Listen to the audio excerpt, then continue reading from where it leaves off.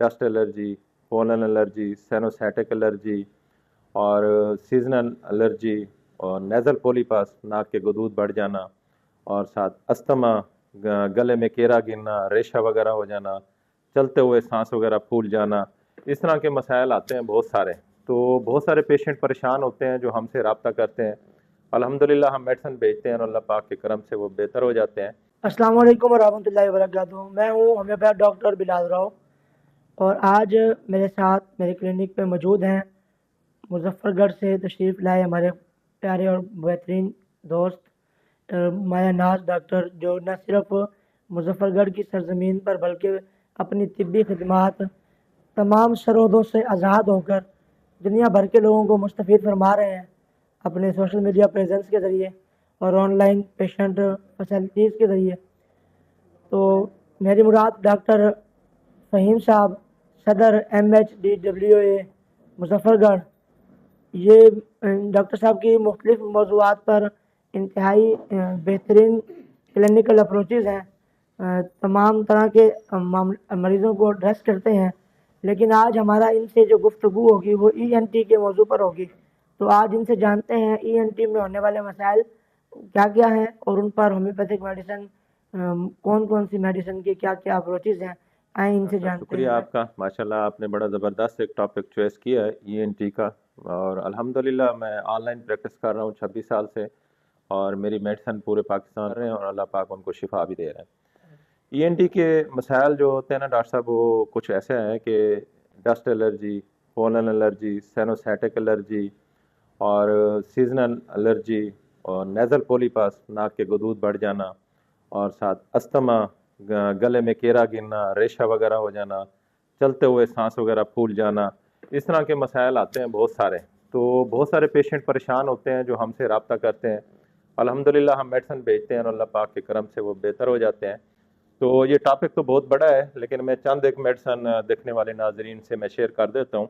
और ये वीडियो ज़्यादातर होम्योपैथ डॉक्टर्स के लिए अच्छी है जो होम्योपैथ डॉक्टर प्रैक्टिस करते हैं। और ये डस्ट एलर्जी और पोलन एलर्जी, साइनोसाइटिक एलर्जी और नेज़ल पोलीपास, अस्थमा की जो अलामात हैं उसको बेहतर करने के लिए होम्योपैथिक जो मेडिसिन है वो मावन और मददगार साबित हो सकते हैं और अल्लाह पाक के हुक्म से वो पेशेंट ठीक हो सकते हैं। जैसे अस्थमा है, सांस का मसला होता है, जैसे अब ठंडे इलाका है, मरी में बर्फबारी हो रही है, पाकिस्तान में ठंड हो रही है, हमारे इलाकों में जनूबी पंजाब में खुश्क सर्दी है। तो यहाँ जो सांस का मसला होता है तो आर्सेनिक को हम सामने रखते हैं, नेट्रम सल्फ को सामने रखते हैं, कार्बोवेज होगी, एपिकाक होगी। ये मेडिसन जब हम इनको इस्तेमाल कराते हैं अलामात के मुताबिक जब हमारे पास पेशेंट आता है तो उसकी सिम्टम लेते हैं, उस सिम्टम के मुताबिक ये मेडिसिन इस्तेमाल कराते हैं, अल्हम्दुलिल्लाह पेशेंट ठीक हो जाता है। अगर पेशेंट का ऑक्सीजन लेवल कम हो जाए तो उस ऑक्सीजन लेवल को बेहतर करने के लिए, बूस्ट करने के लिए हम डॉक्टर साहब अमोनियम कार्ब को सामने रखते हैं। मेडिसिन बहुत अच्छी है, काशीराम में हमने पढ़ा है, जिसम में ऑक्सीजन की कमी हो जाए, उसका लेवल कम हो जाए, ये फ़ौरन बेहतर करती है। कार्बोवेज हमारी बहुत अच्छी मेडिसिन है, अगर पेशेंट का सांस का मसला है, ऑक्सीजन कम है, उसका मैदा डिस्टर्ब है तो वहाँ पे भी बहुत अच्छा काम करती है। और अस्पिडास्पर्मा जो है ना वो ब्लाटा होगी, ये लंग्स का एक टॉनिक है। तो ये मेडिसिन, चांद एक मेडिसिन जो है ना ये बहुत अच्छा काम करती है जब हम पेशेंट को इस्तेमाल कराते हैं। उसके बाद डस्ट एलर्जी है, डस्ट एलर्जी में छींकें वगैरह आती हैं, नज़ला ज़ुकाम होता है, पोलन एलर्जी होती है, खुशबू से, सालन की खुशबू से एलर्जी हो जाना या सांस का मसला हो जाना। तो इसमें सबडिला को हम सामने रखते हैं। एरंडो बहुत अच्छी मेडिसिन है। नज़ला ज़ुकाम हो तो फिर हाँ जी, कालची का खुशबू से, जब सालन की खुशबू से उनको एलर्जी हो या सांस का मसला हो तो फिर ये मेडिसिन देते हैं, अल्हम्दुलिल्लाह पेशेंट ठीक हो जाता है। उसके बाद नेज़ल पोलीपास है, नाक के गदूद बढ़ जाते हैं, ठीक है, नाक की हड्डी टेढ़ी हो जाती है, तो नाक राइट साइड का भी नथना बंद हो गया या लेफ्ट साइड का बंद बंद हो गया, राइट साइड में बंद हो, आरामेट हम इस्तेमाल कराते हैं अलामत के मुताबिक, और लेफ्ट साइड पे हो तो कैडमियम सल्फ बहुत अच्छी दवा है। और मेरे उस्ताद मोहतरम अल्लाह पाक उन्हें जन्नत नसीब फरमावे, डॉक्टर खालिद नूर साहब, जब मैं उनके पास सीखता था तो उनके पास ऐसे पाउंड में 3x में पड़ी होती थी मेडिसिन हैपरसल। जब हम उनसे सीखते हमें नजला जुकाम में नाक के गदूद या इस तरह बंद हो तो हम एक गोली उठा के मुंह में डालते थे, रास्ते फौरन वो नाक खुल जाता था। तो बड़ी ज़बरदस्त वो भी अच्छी दवा है। अमोनियम कार्ब है 200 के हाँ, इसकी हाइपरसल, हाइपरसल 3x में 3x में जो है ना नाक खुल जाता है। अमोनियम कार्बाइड 200 में दें वो भी नाक खुल जाती है।